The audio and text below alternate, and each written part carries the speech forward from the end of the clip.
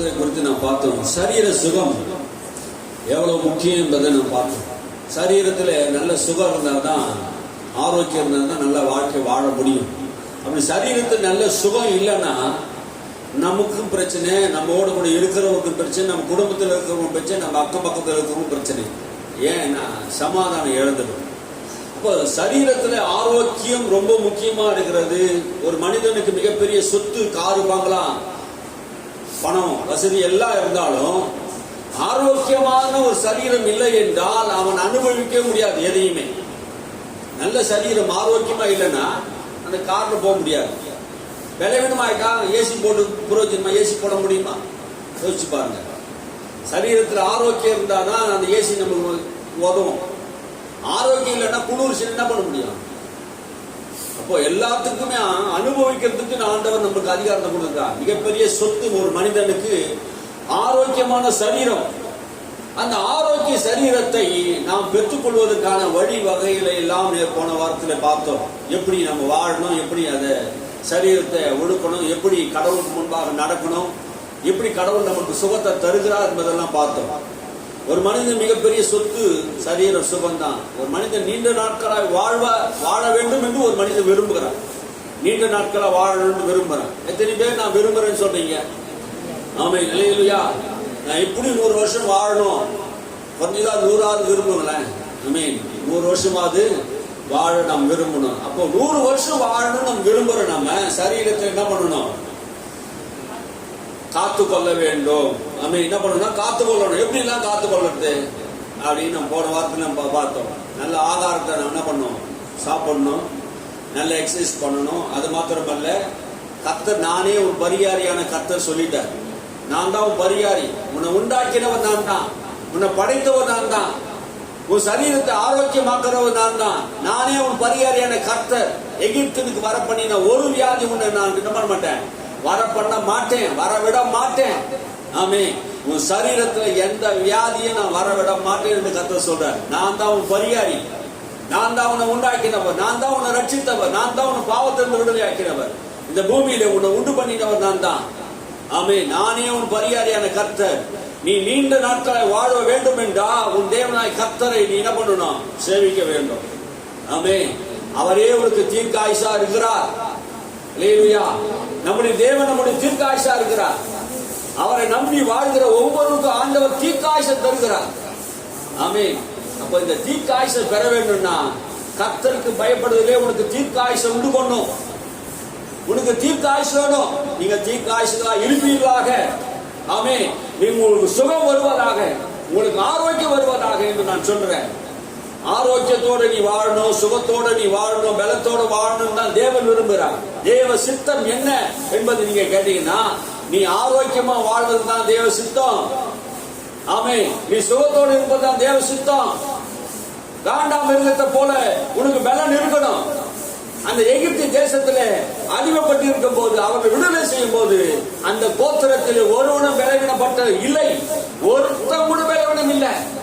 ஆமே, சபையே, ஆண்டவர் ரத்தத்தினால் கழுவப்பட்ட தேவ பிள்ளையே, நாம் தேவனுடைய பிள்ளைகளாக இருக்கிறோம் என்பது சாட்சியாக சரீர பலவீனத்திலிருந்து கர்த்தர் நம்மை விடுதலையாக்குகிறார். ஆமே, அல்லேலூயா. அதனால்தான் கல்வாரி சிலுவையிலே இயேசு நம்முடைய நோய்களை எல்லாம் சிலுவையிலே சுமந்தார், நம்முடைய வியாதிகளை சிலுவையிலே சுமந்தார் என்று விசுவாசிக்கிறோம். அல்லேலூயா. பிதாவாகிய தேவன் தம்முடைய குமாரன் மேலே பாவத்தை மாத்திரமல்ல, நம்முடைய எல்லா வியாதியும் அவர் மேல் சிலுவையை சுமத்தினார். எல்லா சாபத்தையும் சிலுவையில் அவர் மேல் சுமத்தினார். நாம் அனுபவிக்க வேண்டிய எல்லா பாவத்தையும், சாபத்தையும், தரித்திரத்தையும், வேதனையும் எல்லாம் இயேசு சிலுவையிலே சுமந்தார். நாம் வியாதியிலிருந்து விடுதலையாக்கும்படியாக, நம்ம குணமாகும்படியாக, அவருடைய தழுவலால் நாம் சுகமாகும்படியாக தேவன் அவர் ஒப்பு கொடுத்தார். அவர் நமக்காக அடிக்கப்பட்டார், நமக்காக தான் சிலுவையில ரத்தத்தை சிந்தினார். அவருடைய காயங்களால் நாம் சுகமானோம் என்று வேதம் சொல்லுகிறதே. அவரே நம்முடைய பரிகாரியா இருக்கிறார், நம்மை குணமாக்குற தேவன். நீ அவரை விசுவாசிக்க வேண்டும். நீ முழு இருதயத்தோடு, முழு ஆத்மாவோடு, முழு இருதயத்தோடு நீ அவரை சேவிப்பாய் என்றால் அவரே உன் பரிகாரியா இருந்து, நான் உன் மருத்துவனா இருந்து உன்னை குணமாக்குவேன் என்று சொல்கிறார். அல்லேலூயா. இந்த சரீரங்களை உண்டாக்கினவர் கர்த்தர். இந்த சரீரங்கள் எப்படி வேணா நான் வாழ்வேன், எப்படி வேணா இருப்பேன், எப்படி வேணுமா நான் அவமானப்படுத்துவேன். இது என்னுடைய சரீரம், என் உடம்பு, நான் என் பணம், என்னுடைய அறிவு, என்னுடைய திறமை, நான் எப்படி வேணா வாழ்வேன் அப்படின்னு நீ சொல்ல முடியாது. அல்லேலூயா. உன்னை உண்டாக்கினவர் ஒருவர் உண்டு. அல்லேலூயா. உன்னை உண்டாக்கின கர்த்தர், உன்னை உண்டாக்கினவர் தேவன். அவர்தான், அவருக்கு மாத்திரம் தான் நீ என்ன பண்ணணும்? பயந்து நடக்கணும். ஆமென். அல்லேலூயா. இந்த சரீரம் கர்த்தரால் உண்டாக்கப்பட்டது. சரீரம் யாருடையது? சரீரம் யாருடையதுங்க? கர்த்தருடையது. இந்த சரீரம் கர்த்தருடையது. இது என்னுடையது யார்கிட்ட சொல்ல முடியுமா? அல்லேலூயா. யாரும் சொல்ல முடியாது.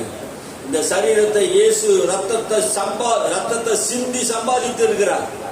ஒரு காலத்தில் நாம் அடிமையா இருந்தோம். இப்ப இயேசு விசுவாசித்து ரட்சிக்கப்பட்டு இருக்கிற நாம் இந்த சரீரத்துக்கு நாம் அதிகாரி அல்ல.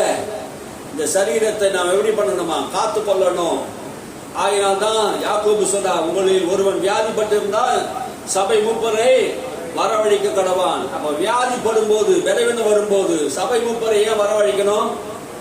அவங்க ஊக்கமான ஜெபம் பண்ணுவாங்க, விசுவாசமா ஜெபம் பண்ணுவாங்க, எண்ணெய் பூசி ஜெபம் பண்ணுவாங்க. வியாதியை சுகமாக்குவதற்காக சபை மூப்பரை கொண்டு வரணும். ஆமென். அவங்க தான் உன்னை சுகமாக்க முடியும்.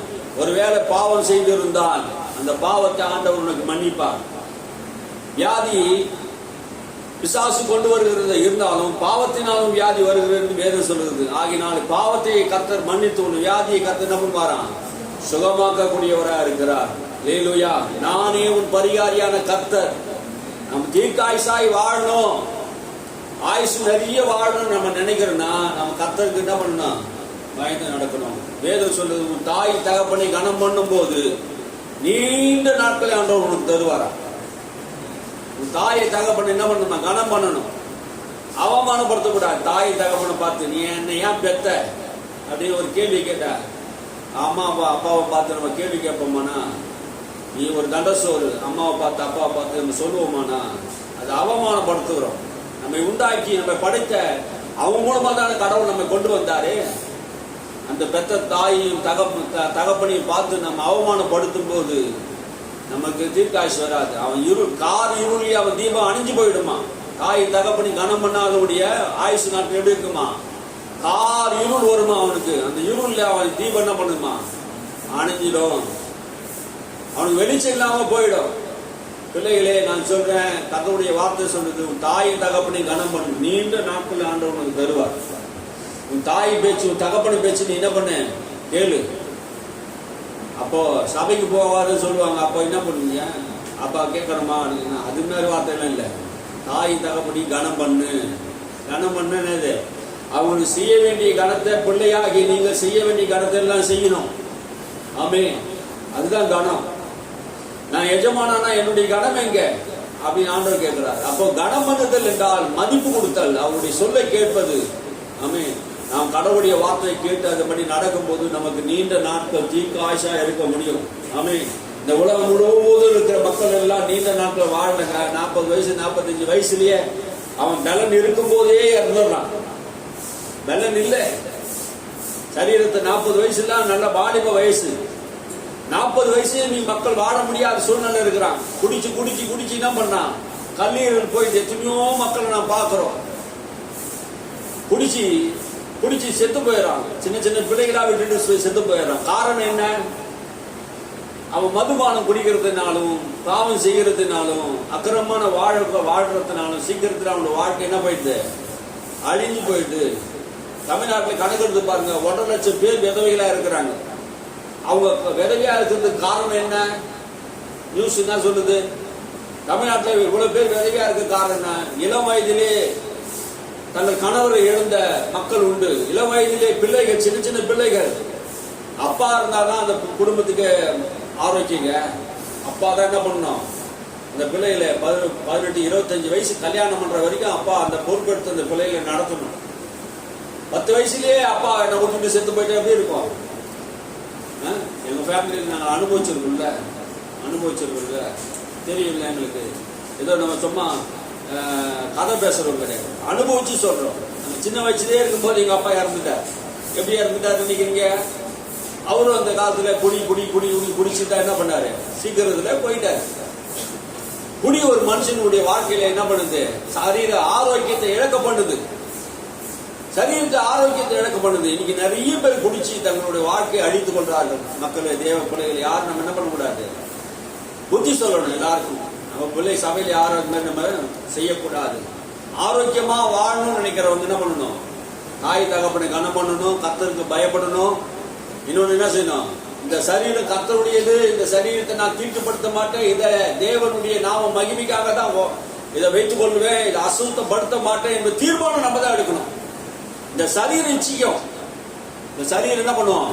தேவனுக்கு விரோதமா இச்சிக்க செய்யதான் செய்யும். ஆனா இந்த சரீரத்தை அடக்கி ஆளுகை செய்வது நம்முடைய கடமையா இருக்கு. ஆரோக்கியம் நம்முடைய சரீரத்தை வேணும்னா இந்த மாதிரி பாவத்தெல்லாம் நம்ம என்ன பண்ணக்கூடாது? ஈடுபடக்கூடாது. ஆமென், அல்லேலூயா. கர்த்தர் நம்மை ஆரோக்கியமா வைக்க விரும்புகிறார். வேதம் சொல்லுகிறது, யாத்ராகம் புஸ்தகம் சொல்லுகிறது 23, யாத்ராகம் புஸ்தகம் 23 25 வசனத்தை வாசிப்போம். யாத்ராகம் 23 25.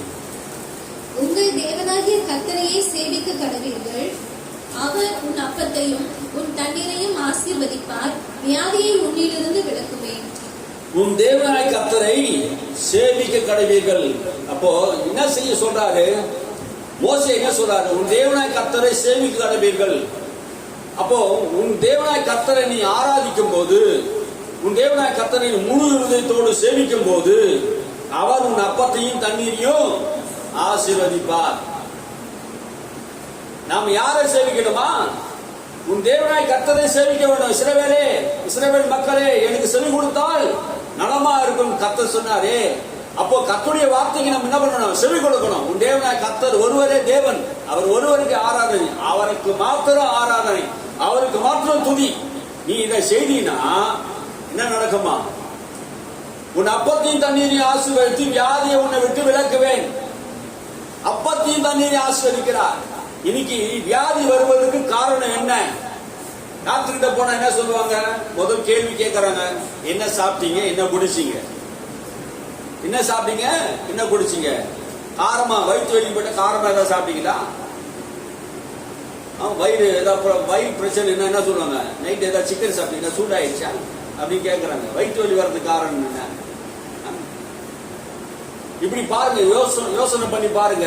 நம்ம சாப்பிடுற சாப்பாட்டுல வியாதி வருது, பலவீனங்கள் வருது. காரணம் என்ன? குடிக்கிற தண்ணி மூலமாக, சாப்பிடுற சாப்பாடு மூலமாக வியாதி வருது. காரணம் என்ன? என்ன காரணம்? அப்போ இந்த உலகத்தில் இருக்கிற எல்லா பொருள்களிலும் கர்த்தர் ஆசீர்வாதம் வேணும். அந்த பொருள் ஆசீர்வாதம் வேணும். நம்ம சாப்பிடுற சாப்பாடுல ஆசீர்வாதம், நன்மை வேணும்.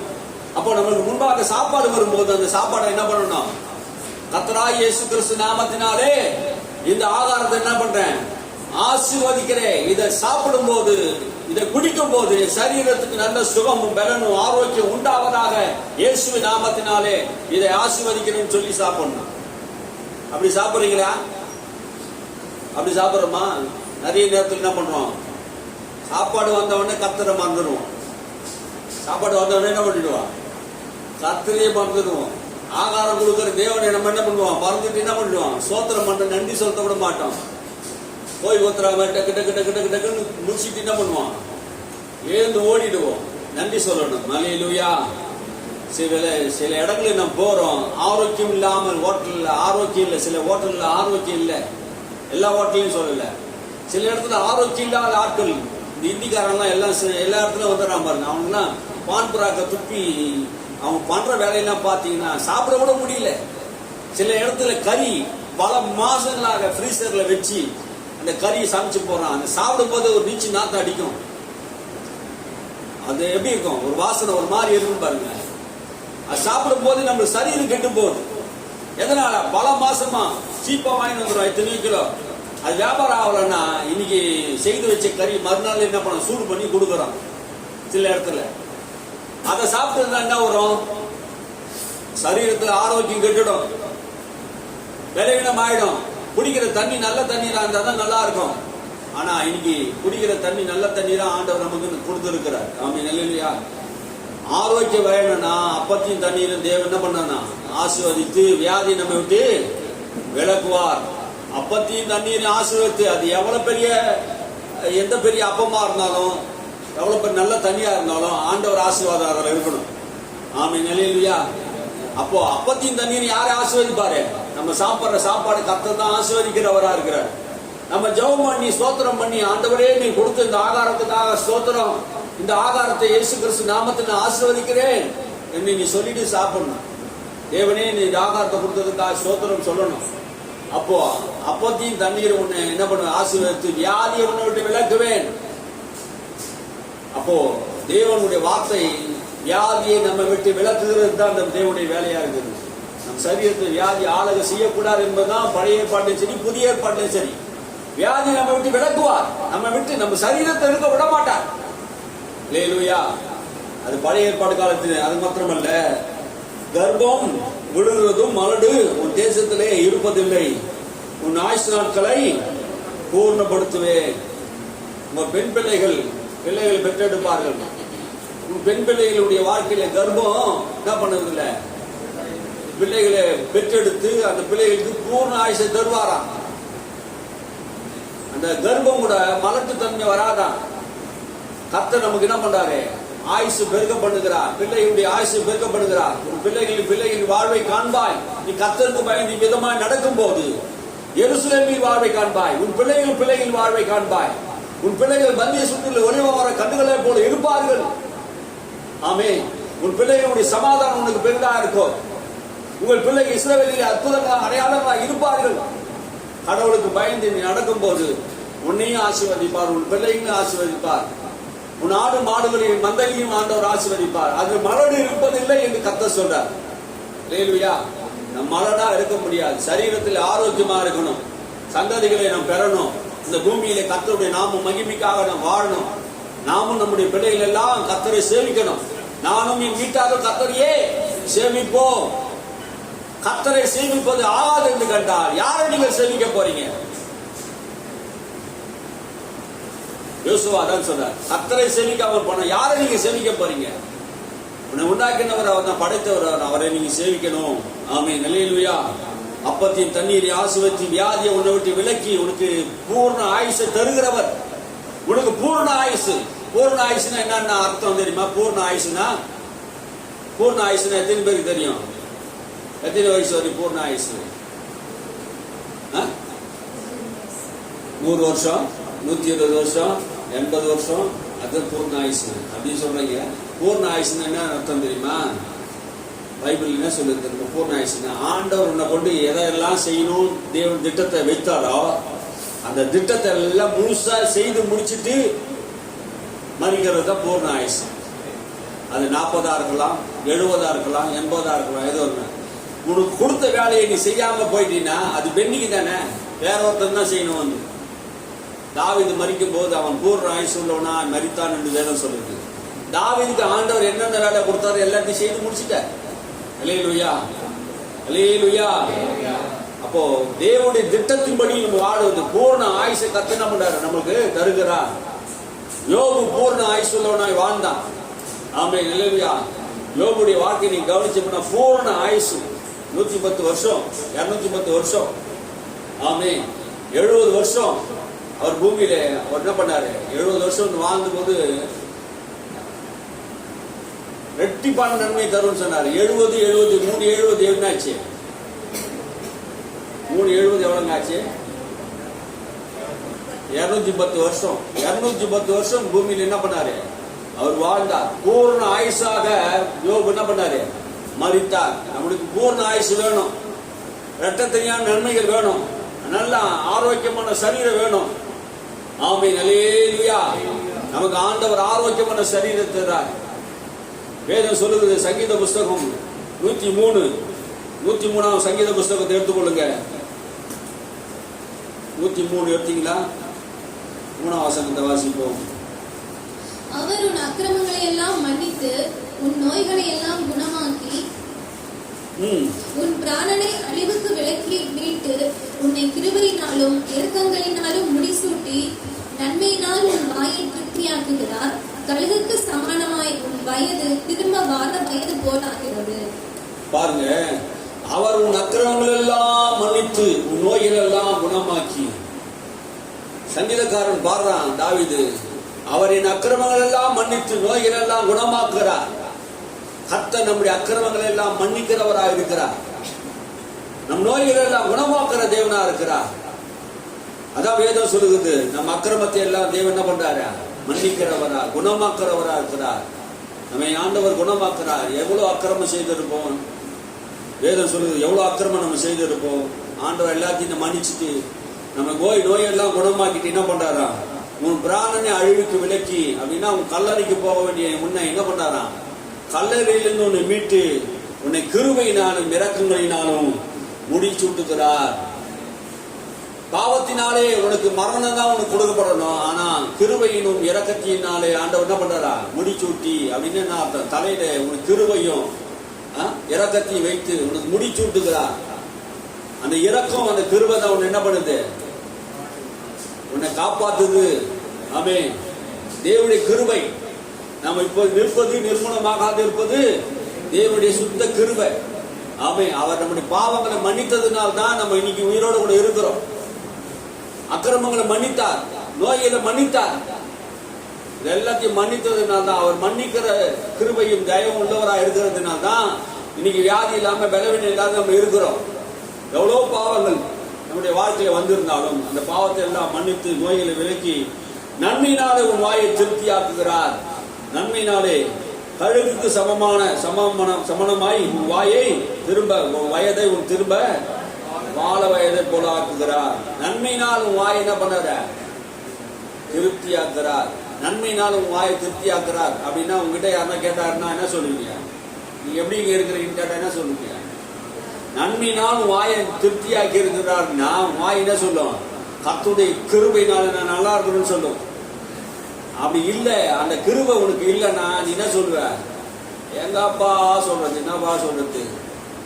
ஒருத்தர் சொன்னா யூடியூப் சேனல்ல, என் வாழ்க்கை எப்படி இருக்குன்னா வாழை இலையில ரசம் ஊத்தினா எப்படி போகுமோ தெரியாது, எந்த திசை நோக்கி போகுமோ தெரியாது, அது மாதிரி தான் என் வாழ்க்கை போய் நிற்குது. வாழையில ரசத்தை ஊத்தினா இந்த திசைக்கு தான் போகணும்னு தெரியாது, எந்த திசையில வேணா போயிடும். நிறைய பேருடைய வாழ்க்கையில் அப்படிதான் என்ன பண்ணுது? அந்த திசையில போல நிறைய வாழ்க்கை மாறி போகுது, திசை மாறி போகுது. வாழையில ரசத்தை ஊத்தின கதையாயிட போகுது நம்ம கதை. ஆமென். ஆரோக்கியமா வாழ வேண்டும் என்றால் நாம் கர்த்தருக்கு பயந்து நடக்க வேண்டும். அல்லேலூயா. அவர் தான் நம்ம அக்கிரமங்களை மன்னிக்கிறார், நோய்களை குணமாக்குறவரா இருக்கிறார். நம்முடைய தேவன் நம்ம நோய்களை குணமாக்கி அக்கிரமங்களை மன்னித்து திரும்பவும் வாழ வயதை தருகிறார். திரும்பவும் வாழ வயதை தருகிறார். கழுகுக்கு சமானமான வயதை தருகிறார். நீங்கள் கழுகு போல செட்டைகளை எடுத்து மறுபடியும் உயர எழும்புவீர்கள். ஆமென். அல்லேலூயா. கர்த்தர் நமக்கு மறுபடியும் வருஷங்களை கூட்டி தருகிறார். வருஷங்களை நன்மையினாலே நிரப்புகிறவராக இருக்கிறார். அல்லேலூயா. அதுதான் வேதம் சொல்லுகிறது. நன்மையினாலே உன் வாயை திருப்தியாக்கி, கழுகுக்கு சமமான உன் வயதை திரும்ப வாழ வயதாக்கி உன் ஆண்டவர் என்ன பண்றாரு? திருப்தியாக்கி நடத்துகிறார். அவரே நம்முடைய பாவங்களுக்கு தக்கதாக செய்யாமல், 10ஆம் வசனத்தை வாசிங்க. அவர் நம்முடைய பாவங்களுக்கு தக்கதாக நமக்கு செய்யாமல், நம்முடைய அக்கிரமங்களுக்கு தக்கதாக நமக்கு சரி கட்டாமல் இருக்கிறார். நம் பாவத்துக்கு தக்கதாக நமக்கு செய்யாமல், நம்ம என்ன செய்த பாவம், அந்த பாவத்துக்கு செய்த தக்க தண்டனை நமக்கு கொடுத்தாரா? இல்லையே, கொடுக்கலையே. அதான் சொல்றாரு, அவர் நம்முடைய பாவங்களுக்கு தக்கதாக நமக்கு செய்யல, நம்முடைய அக்கிரமத்துக்கு தக்கதாக நமக்கு சரி கட்டல. ஏன் அது சரி கட்டல? பாவத்துக்கு ஏற்ற தண்டனை கொடுக்கணும்னா அதனாலதான் கிருபை கொடுத்துட்டாரு, அதனாலதான் இரக்கத்தை கொடுத்துட்டாரு. அதனாலதான் நம்ம என்ன பண்றோம்? தப்பிச்சிட்டோம். ஆமென். அல்லேலூயா. அவர் கிருபையினால இரக்கங்களினால நம்மை முடிச்சூட்டதினாலே அவர் நம்முடைய பாவங்களுக்கு தக்கதாக நமக்கு சரி கட்டாமல், நம்முடைய அக்கிரமத்தின் நிமித்தம் நமக்கு சரி கட்டாமல் இருக்கிறார். ஆமென். அல்லேலூயா. வேத வசனத்தை வாசிங்க. ஏன் நமக்கு ஆண்டவர் இந்த கிருபையில் கொடுத்திருக்கிறார்னா, நம்ம எல்லாருக்கும் என்ன பண்ணணுமா? மன்னிக்கிறவளா இருக்கணும், அன்பு காட்டுறவளா இருக்கணும். கொலோசியர் புஸ்தகம் எடுத்துக்கோங்க, 3ஆம் அதிகாரம். கொலோசியர் 3, கொலோசியர் புஸ்தகம் 3ஆம் அதிகாரம் எடுத்துக்கொள்ளுங்க.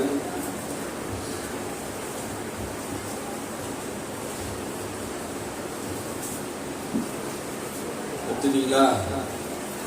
13ஆம் வசனத்தை வாசிங்க. ஒருவரையொருவர் தாங்கி ஒருவர் பேரில் ஒருவருக்கு குறைபாடு உண்டானால் கிறிஸ்து உங்களுக்கு மன்னித்தது போல ஒருவருக்கொருவர் மன்னியுங்கள். இவை எல்லாவற்றின் மேலும் பூரண சற்குணத்தின் கட்டாகிய அன்பை தரித்துக் கொள்ளுங்கள். தேவ சமாதானம் உங்கள் இருதயங்களில் ஆளக்கடவது. இதற்கென்றே நீங்கள் ஒரே சரீரமாக அழைக்கப்பட்டீர்கள். நன்றி அறிதல் உள்ளவர்களுமாய் இருங்கள். என்ன சொல்ல வராரு? நீங்க தேவனால் தெரிந்து கொள்ளப்பட்ட பரிசுத்தரும் பெரியருமாய் இருக்கிறீர்கள். நாம் யாரா? தேவனால் தெரிந்து கொள்ளப்பட்ட பரிசுத்தரும் பிரியமான பிள்ளைகளுமா இருக்கிறோம். நாம் பரிசுத்தவான்கள் என்று வேதம் சொல்லுது. கொலோசியர் எழுதும் போது பவுல் சொல்றாரு, நாம் தேவனால் தெரிந்து கொள்ளப்பட்ட பரிசுத்தரும் பிரியமானவர்களுமா இருக்கிறோமா. கடவுளுக்கு பிரியமானவர்கள், நாம் பரிசுத்தம் உள்ளவர்கள். ஆனா உருக்கமான இரக்கத்தையும் தயவையும் மனத்தாழ்மையும் சாந்தத்தையும் நீடிய பொறுமையும் தரித்து கொண்டு, நம்ம இதெல்லாம் தரித்து கொள்ளணுமா? எதெல்லாம் தரித்து கொள்ளணும்? தரித்து கொள்ளணும் எதை தரித்து கொள்ளணும்? அன்பை தரித்து கொள்ளணும், நீடிய பொறுமையை தரித்து கொள்ளணும், தாழ்மையை தரித்து கொள்ளணும். இதெல்லாம் தரித்து கொண்டு ஒருவருக்கு ஒருவர் என்ன பண்ணணுமா? மன்னிக்கணும். மன்னிக்கிறது ரொம்ப பெரிய ஒரு சுபாவம் பாருங்க. அது தெய்வீக சுபாவம். கிறிஸ்து நமக்கு மன்னிக்கிறது போல நாம் என்ன பண்ணணுமா? மன்னிக்க வேண்டும். ஒரு அம்மாவுக்கு ஒரு பாஸ்டர் ஜெபம் பண்ண வந்தார். ஜெபம் பண்ண வந்த போது ஆவியானவர் சொன்னாரா, அந்த அம்மாவுக்காக ஜெபம் பண்ண வேணான்ட்டார். ஏன் ஜெபம் பண்ணக்கூடாது அப்படின்ட்டு அந்த மனுஷன் ஆண்டவர்கிட்ட கேட்கிறார். ஒரு தேவ ஊழியர். அந்த அம்மா நீண்ட நாட்களா ஒருவர் என்ன பண்ணல, மன்னிக்காமையே இருந்துட்டாங்களாம். அதனால்தான் மன்னிக்காத இருந்ததுனால தான் அந்த வியாதி அவருக்கு வந்துடுச்சான். இப்போ மன்னிக்கிறது தெய்வீக சுபாவம். நான் எத்தனையோ தடவை அந்த அம்மாவுக்கு நான் சொன்னேன் மன்னிக்கும்படியாக. நாம கடைசி என்ன பண்ணல, இது வரைக்கும் மன்னிக்கவே இல்லை.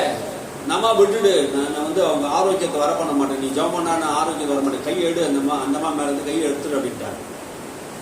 என்ன அர்த்தம்? மன்னிக்கணும். நம்ம ஒருவருக்கு ஒருவர் செய்கிற குற்றங்களை என்ன பண்ணணும்? மன்னிக்கிறவளா இருக்கணும், மறக்கிறவளா இருக்கணும். அந்த பகையை இருதயத்தில் வைத்துக் கொண்டே இருப்போமானால் அதுவே நமக்கு வியாதியை உண்டாக்கிறோம். கடவுள் அதை என்ன பண்ண மாட்டோம், அங்கீகரிக்கிறது இல்லை. அதுதான் வேதம் சொல்லுகிறது. எதை தெரிந்து கொள்ளணும்? உருக்கமான இரக்கத்தையும் தயவையும் மனத்தாழ்மையும் சாந்தத்தையும் நீடிய பொறுமையும் என்ன பண்ணணுமா? தரித்து கொள்ள வேண்டும். இதை தான் நமக்கு ஆடையாக அணிந்து கொள்ளணும். நமக்கு பொறாமையும் வைத்தறிச்சலையும் கோல் சொல்றதையும் இந்த மாதிரி பேச்சுகளை நம்ம இருதயத்தில் அதை நம்ம அணிந்து கொண்டு இருப்போமானால் நம்முடைய வாழ்க்கை சரிப்பட்டு வராது. அன்பையும் தாழ்மையும் நமக்கு தரித்து கொள்ள வேண்டும். ஒருவர் தாங்கி ஒருவர் பேரில் குறைபாடு உண்டானால் ஒருத்தர் தாங்கணுமா? கிறிஸ்துக்குள்ள எல்லாரும் என்ன பண்ணுமா? ஒருத்தரை தாங்கணும். ஒருத்தருக்குள்ள குறைபாடு உண்டானா அது என்ன பண்ணணும்? சரி பண்ணிக்கணும். இதுதான் கிறிஸ்துவ வாழ்க்கை. போதிக்கிற எனக்கும் சரி, கேட்கிறவனுக்கும் சரி, இதை கேட்கிற இந்த வசந்த சேனல்ல கேட்கிற எல்லாருக்கும் சரி. அப்போ ஒருவருக்கு ஒருவர் என்ன பண்ணணும்? உதவியா இருக்கணும். ஒருவருக்கு ஒருவர் மன்னிக்கிறவங்களா இருக்கணும். குறைபாடு உண்டானால் கிறிஸ்து நமக்கு மன்னித்தது போல நம்ம என்ன பண்ணணுமா? மன்னிக்கணும். கிறிஸ்து நம்மளுக்கு எப்படி மன்னிச்சாரு அது போல நம்ம என்ன பண்ணணும்? பிறருக்கு நம்ம மன்னிக்கிறவங்களா இருக்கணும். அப்போ நம்முடைய பிதா பூரண சற்குணரா இருக்கிறார். பிதா நமக்கு எப்படி மன்னித்தார்? கிறிஸ்து மூலமாக பிதாவாகிய தேவன் நம்முடைய பாவங்களை எல்லாம் கழுவி அக்கிரமங்கள் எல்லாம் மன்னித்து நோய்கள் எல்லாம் விலக்கி நம்ம காத்தாதே. அதே போல நம்ம என்ன பண்ணணும்? ஒருவர் செய்யற தப்புகளை குற்றங்களை எல்லாத்தையும் என்ன பண்ணணும்? மன்னிக்கிறவங்களா இருக்கணும். அதுதான் பூரண சற்குண கட்டு. எதை நம்ம கட்டிக்கொள்ளணுமா? பூரண சற்குணத்தின் கட்டாகிய அன்பை நம்ம என்ன பண்ணுமா? தரித்து கொள்ள வேண்டும்.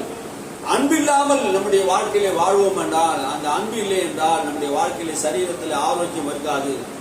அன்பில்லாத ஒரு மனிதன் மேலே நம்ம என்னதான் கை வச்சு ஜெபம் பண்ணாலும் சுகமாகாது. இது நாங்க அறிந்த உண்மை.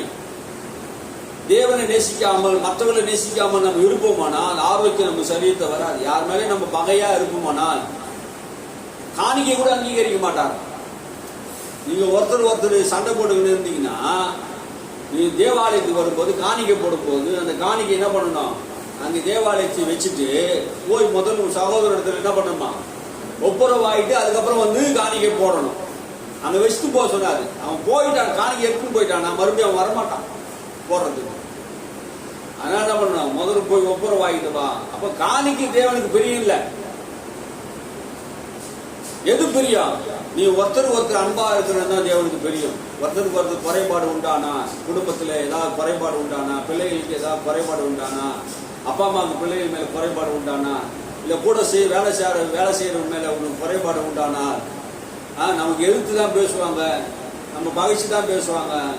ஆனாலும் அவங்க மத்தியில் நம்ம எப்படி வாழணும்? எந்த குறைபாடு இருந்தாலும் ஒருத்தருக்கு ஒருத்தர் மன்னிக்கணும். இந்த மன்னிக்கிறது என்பது சாதாரண விஷயம் இல்லை, ரொம்ப வலிக்குங்க. நான் போதிக்கிறது ஈஸியா போதிச்சிடலாம், ரொம்ப வலிக்கும், கஷ்டமான ஒரு விஷயம்தான். அப்போ நமக்கு சூடு சொன்னெல்லாம் நமக்கு இருக்கிற நேரத்தில் செய்ய முடியாது. நம்மளால நம்மளுக்கு சூடு சொன்னதா இருக்கிறத செய்ய முடியாது. அவங்க கிட்ட போய் நான் என்னத்த பேசணும்? மாம்சம் சொல்லும், அவன் யாரு அவன் கிட்ட போய் பேசுறதுக்கு? நம்ம தகுதி என்ன, அவன் தகுதி என்ன அப்படின்னு என்ன பண்ணுவோம்? நம்முடைய சிந்தனைகள் பேசும், மாம்சம் பேசும். கிறிஸ்துக்குள்ளே நீ இருந்தீனா, அன்பை தரித்து கொண்டு இருந்தீனா, அந்த மனத்தாழ்மை உனக்கு இருக்குமானா? உனக்குள்ள அந்த மனத்தாழ்மை, சந்தோஷம் உனக்கு இருக்குமானா? அந்த மனத்தாழ்மை இருக்குமானா? அதை அணிந்து இருப்பியானா உனக்கு என்ன பண்ண முடியாது? யாரை ஒண்ணுமே செய்ய முடியாது. அல்லேலூயா. கர்த்தர் கிருபையாய் நமக்கு ஆண்டவர் மன்னித்தது போல நாமும் என்ன பண்ணணும்? ஒருவர் மன்னிக்கிறது தான் கிறிஸ்துவ வாழ்க்கை. ஆமென். அல்லேலூயா. அமெரிக்காவில் இப்போ சுட்டு கொண்டாங்களே, ஒரு பேர் ஞாபகம் இருக்குதான்? ஒரு சுவிசேஷகர்,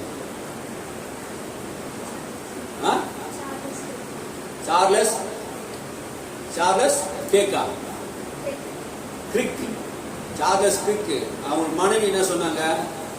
தான் சுட்டு கொண்ட அந்த கணவனுக்கு விரோதமா செய்த அந்த மகனை நான் மன்னிக்கிறேன் என்று சொன்னாங்க. அவங்க சொல்லும் போது அந்த முகம் எவ்வளவு வலி இருந்தது தெரியுமா? அதுல நான் மன்னிக்கிறேன்னு சொன்னாங்க, ஆனா அவங்க இருதயத்துல எவ்வளவு வலி இருந்தது தெரியுமா? பாத்தீங்களா அந்த வீடியோவை? அந்த வலிதான். ஒருத்தரை மன்னிக்கிறது சாதாரண விஷயம் கிடையாது, அது தெய்வீக சுபாவம். அது போலதான் கடவுளும் நம்மளை மன்னிக்கும் போது வேதனையோடு தான் சில நேரத்தில் அவர் மன்னிக்கிறார். நிறைய நேரத்தில் நமக்கு வேதனை இருக்குதான் செய்து பாருங்க. இதா அவ்வளவு பூர்ண சர்க்குணரா இருக்கிறதுனால தான் என்ன பண்ணாரு? நம்மளை மன்னிக்கிறவரா இருக்கு. நாமும் கூட ஒருத்தரை மன்னிக்கும் போது அது நல்ல ஆரோக்கியமான ஒரு எண்ணங்கள், மனப்பான்மை.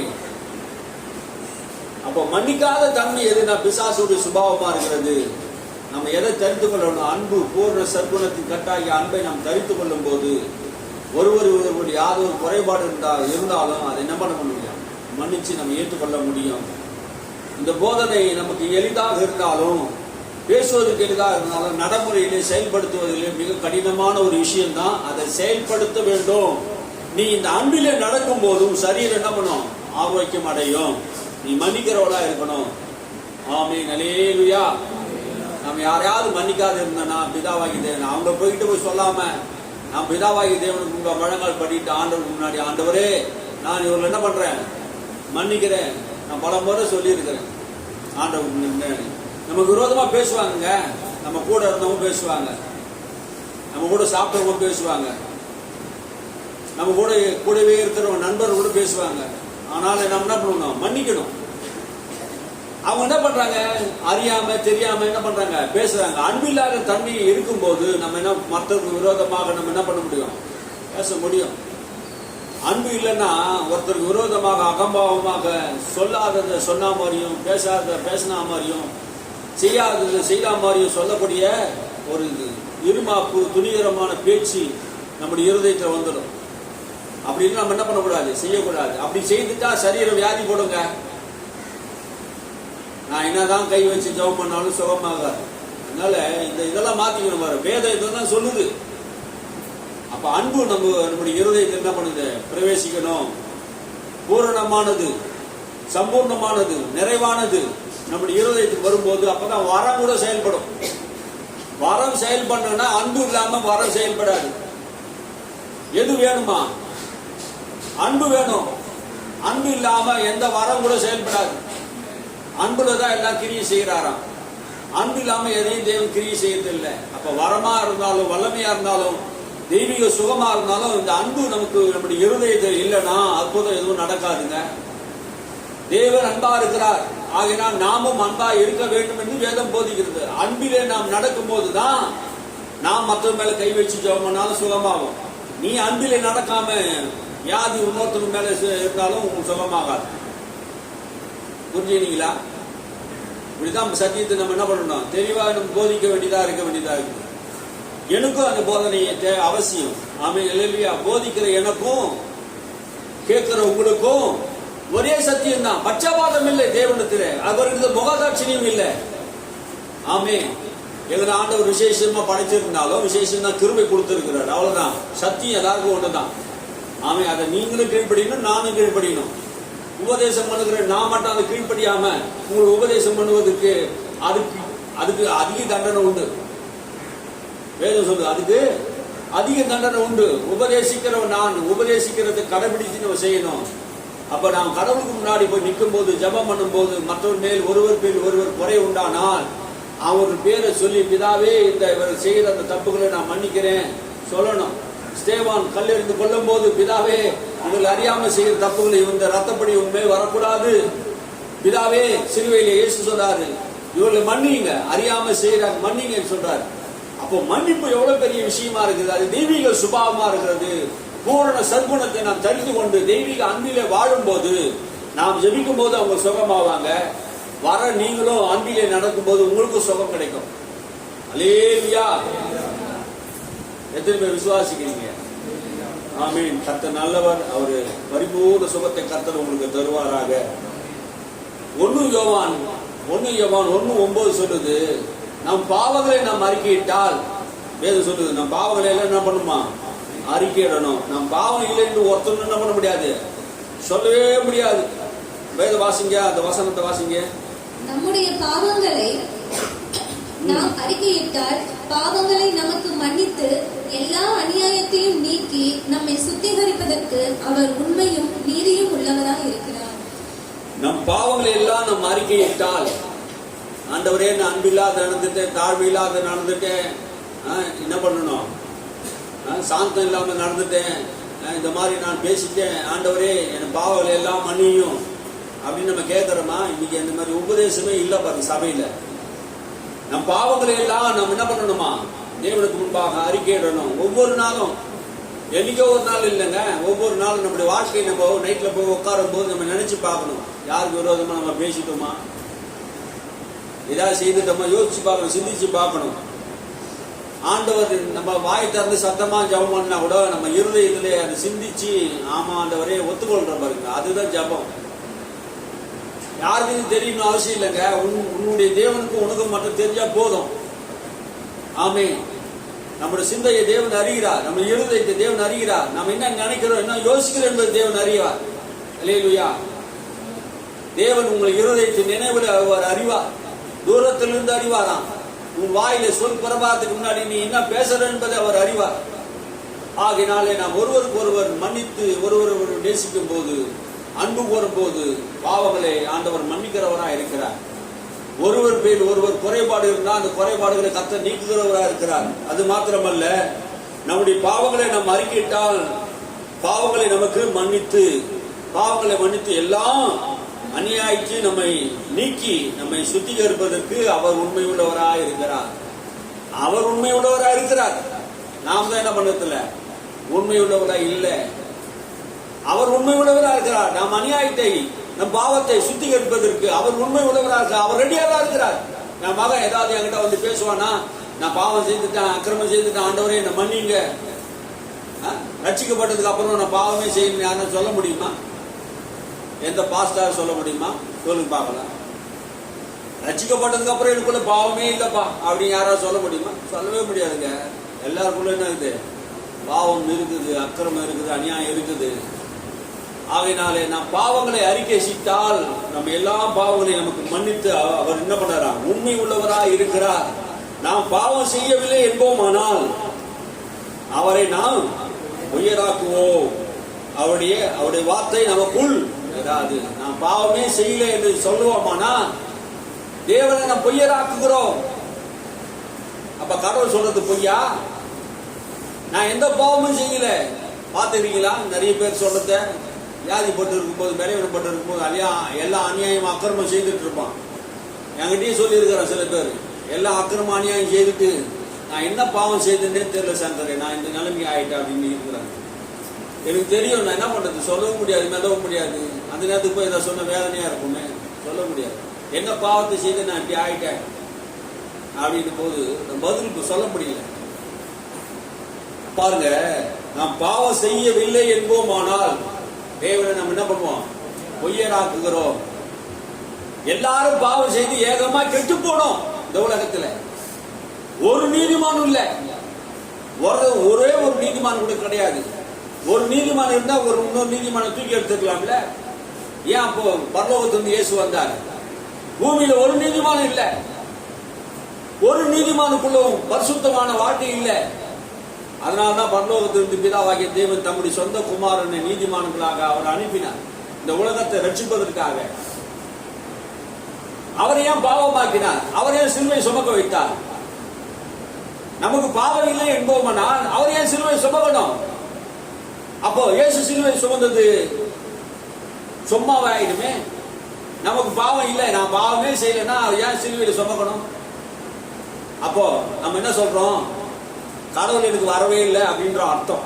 எனக்கு சிலுவையை சுமக்க வேண்டிய அவசியம் இல்லை. எனக்கு தான் பாவமே இல்லையே, அவர் ஏன் எனக்காக சிலுவையை சுமக்கணும்? என் பாவத்தை அவர் எப்படி சுமக்க முடியும்? நான் தான் பாவமே செய்யலையே அப்படின்னா என்ன அர்த்தம்? கடவுளுக்கு வர வேண்டிய அவசியமே இல்லை, நான் நீதிமான், பரிசுத்தவான் அப்படின்னு நம்ம சொல்றோம். நாம் என்ன செய்யறோமா? அப்படி சொல்றதுனாலே நாம் தேவன் என்ன பண்றோம்? பொய்யராக்குகிறோம். கடவுள் இல்லை என்று அவரையே பொய்யராக்குகிறோம். அதனால அப்படிப்பட்ட காரியங்களை நாம் என்ன பண்ணக்கூடாது? செய்யக்கூடாது. நம் பாவங்களை அறிக்கையிட்டால் அவர் நம்மை சுத்திகரிக்கிறதுக்கு அவர் உண்மை உள்ளவராக இருக்கிறார். அவர் உண்மை உள்ளவராக இருக்கிறார். ஆமென். உண்மை உள்ள மனுஷன் பரிபூர்ணமான ஆசீர்வாதங்களை பெறுவான். நாம் தேவனுக்கு முன்பாக தாழ்த்தும் போது ஆண்டவர் ஏராளமான கிருபைகளை கர்த்தர் நமக்கு தருகிறவராக இருக்கிறார். அல்லேலூயா. எரேமியா 30:17 சொல்லுகிறது, நான் உனக்கு ஆரோக்கியத்தை வரப்பண்ணி உன் காயங்களை ஆற்றுவேன் என்று கர்த்தர் சொல்லுகிறார். உனக்கு நான் ஆரோக்கியத்தை வர பண்ணுவேன், உன் காயங்களை ஆற்றுவேன் என்று கர்த்தர் சொல்லுகிறார். கர்த்தரே சொல்லுகிறார் இஸ்ரவேல் மக்களை பார்த்து. அந்த மக்கள் ஆண்டவருக்கு விரோதமான காரியங்களை செய்திருந்த போதும் மறுபடியும் கடவுள் பக்கம் திரும்பின போது ஆண்டவர் சொல்லுகிற வார்த்தை தான் இந்த வார்த்தை. என்ன சொல்றாரு? நான் உனக்கு ஆரோக்கியத்தை வர பண்ணி உன் காயங்களை ஆற்றுவேன் என்று கர்த்தர் சொல்லுகிறார். அல்லேலூயா. காயங்களை ஆற்றுகிறார். நம்முடைய இருதயத்தில் நிறைய காயங்கள் இருக்கலாம், நிறைய பாரங்கள் இருக்கலாம். யாருக்குமே அது தெரியாதுங்க. பேசுகிற எனக்கும் தெரியாது. உங்கள் இருதயத்தில் உங்களுக்கு காயம் இருக்குது என்பது உங்களுக்கும் கூட சில நேரத்தில் தெரியாது. அவ்வளவு காயங்கள் இருக்கலாம். அதனால சோர்வு இருக்கலாம், டயர்டு இருக்கலாம். நம்ம அறியாம சில நேரத்துக்கு என்ன பண்ணுவோம்?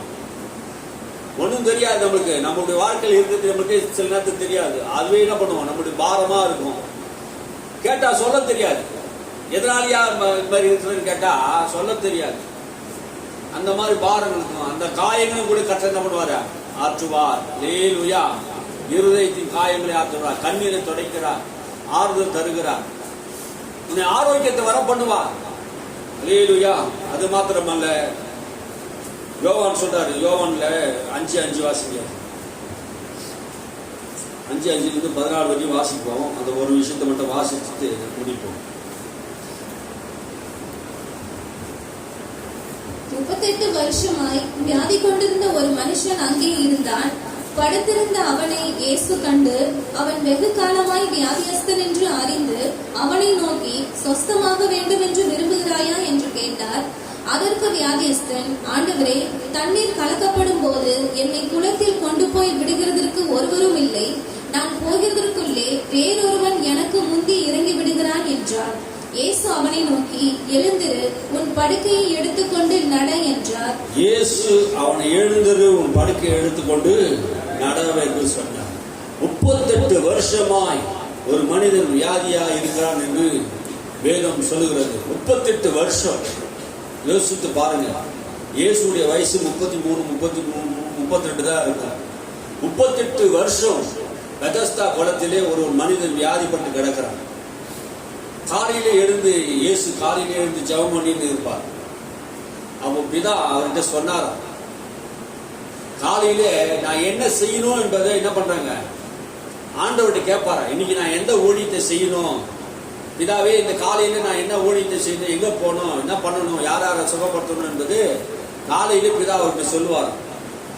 அவர் காலையில எழுந்து அவர் முகத்தை பார்த்து, 38 வருஷமா வியாதி உள்ளவன் பெதஸ்தா குளத்தாண்ட இருக்கிறான், நீ போய் என்ன பண்ண, அவனை குணமாக்கு என்று சொன்னார். இயேசு வந்தார். 38 வருஷமா வியாதியா இருக்கிறவன் பாருங்க. 38 வருஷம்னா நீங்க கணக்கு போட்டு பாருங்க. வாழ்க்கையில பாதி போயிடுச்சு. அந்த 38 வருஷம் அவன் வயசு 38 இல்ல, வியாதியா இருந்த வருஷம் 38. அவன் வயசு எவ்வளவு இருந்திருக்கும் பாருங்க. அப்போ அத்தனை வருஷமும் வியாதியா இருந்தா அது படுத்த படுக்கையே கிடந்தான் பாருங்க. ஆனா அவனுக்குள்ள உயிர் இருக்குது. சரீரத்துல ஒரு மனுஷனுக்கு வியாதி வந்துச்சுன்னா அவனால எழுந்து நடக்க முடியல. எவ்வளவு நாள் அவன் கூட இருப்பாங்க? எல்லாரும் வீட்டுக்கு போயிட்டாங்க.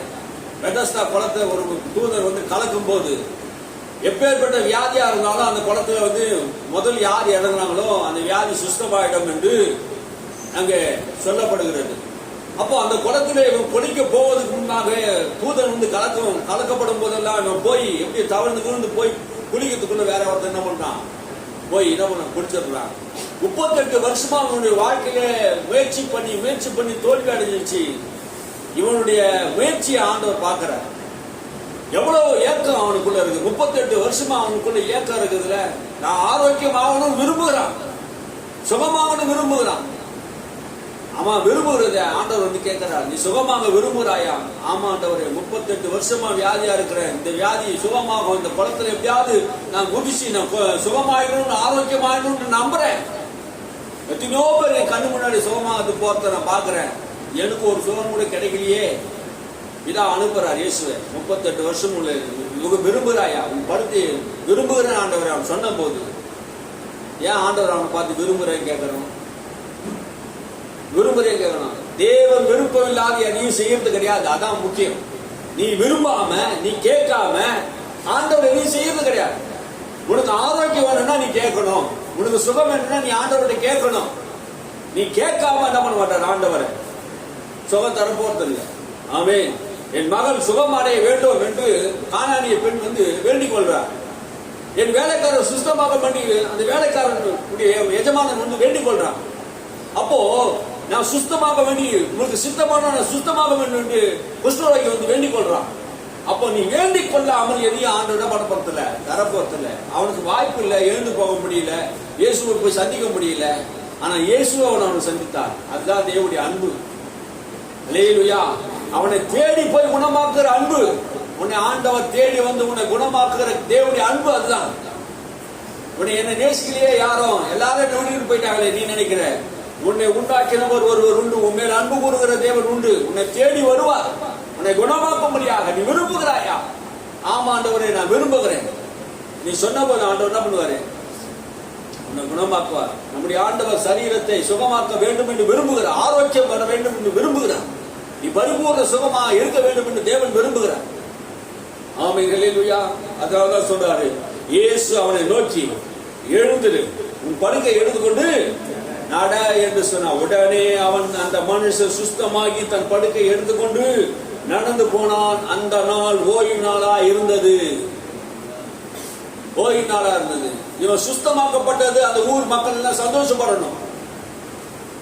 38 வருஷமா ஒருத்தன் படுக்கையா இருக்கிறாங்க. எல்லா ஊரை மொத்தமாக தெரிஞ்சிருக்கான் அந்த ஊர்ல.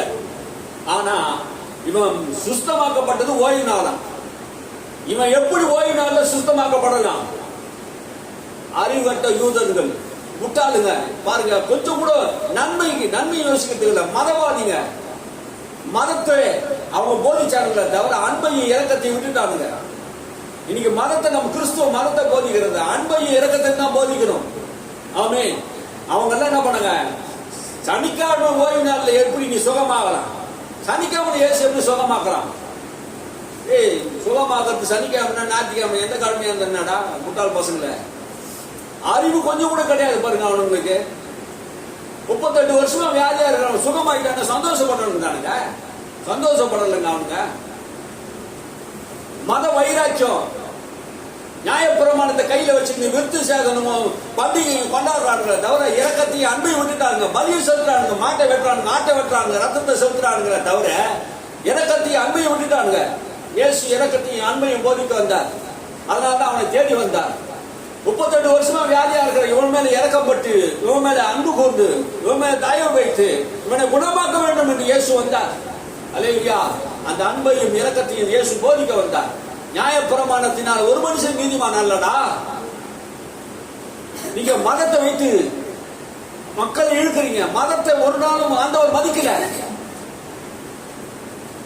ஒரு மதத்தை போதிக்க வரல, அன்பையும் இரக்கத்தையும் போதிக்க வந்தார். வியாதியா எவனும் இருக்கக்கூடாது, சுகமாக்கணும் தான் தேவனுடைய விருப்பம். அதைதான் அவர் போதிக்கிறார். உடனே எழுந்து அவர் சுஸ்தமாகித்தான் படுக்கை எடுத்துக்கொண்டு அந்த நாள் ஓய்வு நாளாக இருந்தது. அதனால் யூதர்கள் குணமாக்கப்பட்ட அவனை நோக்கி, இது ஓய்வு நாளா இருக்கிறது, படுக்கையை எடுத்துக்கொண்டு போகிறது உனக்கு நியாயமா? 38 வருஷமா எழுந்தே நடக்காதவன் படுகை எடுத்துக்கொண்டு எழுந்து நடக்கிற, இது நியாயமா? அவனு கேட்கிற, டேய் நீ கேட்கறது நியாயமாடா? நான் கேட்கிறேன், நீ கேட்கறது நியாயமா? 38 வருஷமா யார்தான் நம்ம ஊர்ல வியாதியா இருந்தா எழுந்து நடந்தா என்ன பண்ணுவோம்? நல்ல மனுஷனுடைய இருதயம் என்ன பண்ணும்? யோசிச்சு பாருங்க. நல்ல இருதயம் உள்ளவன் என்ன பண்ணுவான்? சந்தோஷப்படுவான். அவன் இருதயத்தை பிசாசு இருந்ததுனால என்ன பண்றான்? சந்தோஷப்படல. இது நியாயமான்னு கேட்கறான். அவனை பார்த்து அவன் செய்யறது நியாயமா? அவன் பேசுறது நியாயமா? பாசிங்க.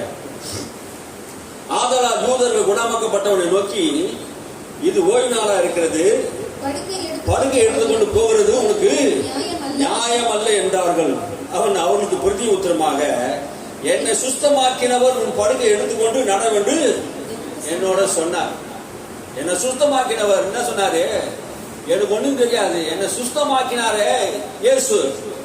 அவர் என்கிட்ட சொன்னாரு, நீ படுக்கை எடுத்துக்கொண்டு நடன்னு சொன்னாரு. அவர் சொன்னதை நான் செய்தேன். இத்தனை வருஷமா இருந்தேன். நீங்க யாராவது வந்து செய்வீங்களா? நீங்க சொன்னீங்களா? ஏதாவது எதுவுமே சொல்லலையே. என்னை சுத்தமாக்கும்படி விரும்புகிறவர் என்னை வந்து பார்த்து, என்னை நேசித்து, என் மேல் அன்பு கொண்டு எனக்கு சொன்ன அந்த வார்த்தையை கேட்டு நான் படுக்கை எடுத்துக்கொண்டு நடன்னு சொன்னவர். அவர் பேச்சு நான் கேட்டேன். என்னப்பா அதுக்கு என்ன? அதற்கு அவர்கள், உன் படுக்கையை எடுத்துக்கொண்டு நடவென்று உன்னுடனே சொன்ன மனுஷன் யார் என்று அவனிடத்தில் கேட்டார். இப்ப அவனுக்கு யூதர்களுக்கு ஒரே கேள்வி, உன் படுக்கையை எடுத்து போ சொன்னது யாரு? உன்னை எழுந்து நட என்று சொன்னது யாரு? ஒரே கேள்வி மேல கேள்வி கேட்கறாங்க. இப்போ கொஞ்சம் கூட அவனோட மனசாட்சி கொஞ்சம் கூட யோசிச்சு பாருங்க. அவர் யாரு, எப்படியாப்பட்டவர்ப்பா, எங்க இருக்கிறாருப்பா அப்படின்னு கேட்டாலும் பரவாயில்ல. யார் அவன்? அவன் கேட்கிற கேள்வி அப்படிதாங்க. யார் அவன், எங்க இருக்கிறான், அவனை பிடிக்கணும் அப்படின்னு தான் என்ன பண்றாங்க, வர்றாங்க. வாசிங்க. சொஸ்தமாக்கப்பட்டவன் அவர் இன்னார் என்று அறியவில்லை. எனக்கு யாருன்னு தெரியாதியா. 38 வருஷமா ஊர் உலகமே தெரியாது. 10 மணிக்கே கடந்தேன். அவர் பேரும் தெரியாது, ஊரும் தெரியாது. உங்களை மாதிரி என்ன சுத்தி இருந்தாலும் பரவாயில்ல. அவர் யாருன்னு எனக்கு தெரியாது. அவ்விடத்தில் ஜனங்கள் கூட்டமா இருந்தாங்க. நிறைய ஜனங்க அவர் சுத்தி இருந்தாங்க. அவங்களுக்கு தெரியும், ஆனா எனக்கு யாரும் தெரியாது. ஆனா அவரை சுத்தி என்ன பண்ணாங்க, ஏராளமான ஜனங்க இருந்தாங்க. அங்க போய் கேட்டுங்க நீங்க, எனக்கு தெரியாது அவர் யாருன்னு. இயேசு விலகி இருந்தார். அந்த ஜனங்க நிறைய இருந்தாங்க. ஆனா இயேசு மட்டும் என்ன பண்ணாரு, விலகி இருந்தார். இப்போ ஒரு ஆளு 38 வருஷமா சுத்தமாகிட்டா நான் என்ன பண்ணுவேன்? முதல்ல அந்த ஆளை கூட்டு வச்சுனேன், ஏய் நான் தான் சோமகனை சொல்லு அப்படின்னு சொல்லுவோம். ஆனா இயேசு என்ன பண்ணாரு, ஜனம் கூட்டத்துல விலகி இருந்தார். விலகி இருந்தாருங்க. இன்னைக்கு யாராவது ஒரு தலைவலி வந்து சுகமாக்கிட்டா பேரு போட்டாலாம் போட்டு வாட்ஸ்அப் குரூப்ல அங்கங்க குரூப்ல அனுப்பிச்சுடுவாங்க. தன் பேரை, உன் பேரை நான் பெருமைப்படுத்துவேன் என்று ஆள் சொன்னா, நீ என்ன பெருமைப்படுத்து, நானே என் பேரை பெருமைப்படுத்துவேன் வாட்ஸ்அப் குரூப்ல போட்டு என்ன பண்ணுவான், தான் பேரை பெருமைப்படுத்துவான். நீ நிறைய பேர் என்ன பண்றான், விளம்பரம். தான் பேரை யார் கடவுள் பெருமைப்படுத்துறாரு, ஐயோ உன் பேரை நான் பெருமைப்படுத்துவேன் என்று கத்த சொன்னாரே. நானே என்ன பண்றேன், வாட்ஸ்அப் குரூப்ல போஸ்ட் அடிச்சு அங்கங்கே என் பேரை நான் என்ன பண்றேன், பெருமைப்படுத்திக் கொள்வேன். இயேசு அங்க விலகி இருந்தார். அல்லேலூயா. இயேசுவை பின்பற்றுகிறவர்கள் இயேசுவை போல இருக்கணும். ஆமென். அல்லேலூயா. இன்னைக்கு ஒரு விளம்பரம் பைத்தியங்களா இருக்குங்க. ஊழியன்ற பேர்ல ஒரு விளம்பரம் விளம்பரம் விளம்பரம், உட்காந்தா ஒரு விளம்பரம், எழுந்தா ஒரு விளம்பரம், நடந்தா ஒரு விளம்பரம், ஜபமானா ஒரு விளம்பரம், எப்போ பார்த்தாலும் விளம்பரம். இன்னைக்கு விளம்பரத்துக்கு விலை போய் விட்டது ஊழியங்கள், புத்தியனமான செயல்கள். இப்படியாப்பட்ட ஊழியக்காரன் என்று பேர் வச்சுக்கிட்டு ஊரை ஏமாத்தி திரிகிறான். சரி கிடையாது. இதெல்லாம் விளம்பர ஊழியத்தை செய்து கொண்டு இருக்கிறான். ஜனங்களை ஏமாத்துகிறான், வஞ்சிக்கிறான். மக்கள் என்ன மதிக்கணும், காப்பு நாடாக்களை அகலமாக்கி சந்த வெளிகளிலும் தெருக்களிலும் வீதிகளிலும் தேவாலயங்களிலும் விருந்து சாலைகளிலும் தங்களை என்ன பண்றாங்க, ரவி ரவி என்று கூப்பிட பண்ணும்படியாக என்ன பண்றாங்களா, தங்களை கனம் பண்ண வேண்டும் என்று விரும்புகிறார்கள். இவங்க எதை விரும்புகிறாங்க, எங்களை கனம் பண்ணணும், நாங்க போதகர் தான், நாங்க ரெவரண்ட் தான், நாங்க பிஷப் தான் என்ன பண்ணோம், கனம் பண்ண விரும்புகிறார்கள். அதனாலதான் இன்னைக்கு போட்டி பொறாம, ஒருத்தர் அடிச்சுக்கிறான். பதவி வெறி, அவ்வளோ பதவி வெறியில் என்ன பண்றான் இன்னைக்கு மனுஷன்? போட்டியில இருக்கிறான், அன்பில நடக்கிறத விட்டுட்டான். வாசிங்க. அதற்கு பின்பு இயேசு அவனை தேவாலயத்திலே கண்டு, இதோ நீ சொஸ்தமானாய், அதிக கேடானதொன்றும் உனக்கு வராதபடி இனி பாவம் செய்யாதே என்றார். பாருங்க, ஆண்டவர் ஒரு விஷயத்தை இங்க சொல்றாரு. அதுக்கு பின்னாடி அவனை தேவாலயத்தை பாக்குறாரு. அவன் மறுபடியும் ஆலயத்தை வந்துட்டான். பாரு, சுத்தமாக்கப்பட்ட 38 வருஷமா சுத்தமாக்கப்பட்டவன் என்ன பண்ணான்? இப்ப ஆலயத்துக்கு வந்து ஆலயத்தை தொழுது கொள்றத பார்த்து ஆண்டவர் பார்த்துட்டார். சுத்தமாக்கப்பட்டவன் எவன் தானே? இதோ நீ சுத்தமானாய், அதிக கேடு உனக்கு ஒன்று வராதபடி இனி பாவம் செய்யாதே, இனி பாவம் செய்யாதே. அப்போ இன்னைக்கு வந்த அந்த நோய்க்கு காரணம் என்ன? பாவம் செய்ததுனால்தான் அந்த வியாதி வந்ததுன்னு இயேசு சொல்லிட்டாரா? புரியுதா பைபிளே? நான் ரொம்ப இதோ பேச விரும்பல. அப்போ நீ வியாதியா இருந்தது காரணம் என்னது? பாவத்தினால் வந்ததுதான். இனி பாவம் செய்யாதே, இனி என்ன பண்ணாத? பாவத்தை செய்யாதே, இனி பாவம் செய்யாதே என்றார். அந்த மனுஷன் போய் தன்னை சுத்தமாக்கினவர் இயேசு என்று யூதருக்கு அறிவித்தார். இப்ப தேவாலயத்தில் இயேசுதான், அவர் பேர் என்னன்னு கேட்டு இருப்பான். இது வரைக்கும் அவர் பேர் தெரியல. இயேசுதான். இப்ப யூதருக்கு போய் சொல்றான், ஏய் என்ன சுகமாக்கினவர் இயேசு, அங்க இருக்கிறார், ஆலயத்தில் இருக்கிறார், அவர் தான். என்னை கேட்டுனே இருந்தல, எனக்கு பேர் தெரியும், இப்ப தெரியும் எனக்கு. அங்க இருக்கிறார், போய் பாரு. ஓய்வு நாளில் என்னை சுத்தமாக்கினவர் அவர் தான். ஆமீன், அல்லேலூயா. இதுல இருந்து நமக்கு என்ன புரியுதுன்னா, தேவன் குணமாக்குறவரா சுத்தி தெரிந்தா, நன்மை செய்கிறவரா சுத்தி தெரிந்தா, இந்த உலகத்திலே ஒருவனும் வியாதியா இருப்பது தேவனுடைய சித்தமே கிடையாது. இல்லையா? அதுதான் ஆண்டவர் விரும்புறார். வியாதியா இருக்கக்கூடாது, பலவீனமா இருக்கக்கூடாதுன்னு தான் விரும்புறார். நீங்க ஆரோக்கியமா இருக்கணும், சுகமா இருக்கணும் தான் தேவனுடைய சித்தம். அதனாலதான் சிலுவையில் நமக்காக மரித்தார். நமக்காக அவர் சிலுவையில் நம்முடைய தழும்புகளை ஏற்றுக்கொண்டார். அல்லேலூயா. அவர் தழும்புலால் நம்ம இப்போ நேர்பண்ணிக்கோம், குணமானோம் என்று பேதுரு சொல்றார். அவர் தழும்புலாலே நம்ம என்ன பண்ணிருக்கோம்? குணமாகி இருக்கிறோம். தழும்பு, இயேசு கிறிஸ்து தழும்பு நம்மை குணமாக்கி இருக்கிறது. எத்தனை பேர் விசுவாசிக்கிறீங்க? அல்லேலூயா. சரீர ஆரோக்கியம் தேவனுடைய சித்தமா இருக்கிறது. சரீரத்திலே சுகம் அவசியமா இருக்கிறது. சரீரத்திலே தேவன் சுகத்தை விரும்புகிறார். இந்த சரீரம் கர்த்தருடையது.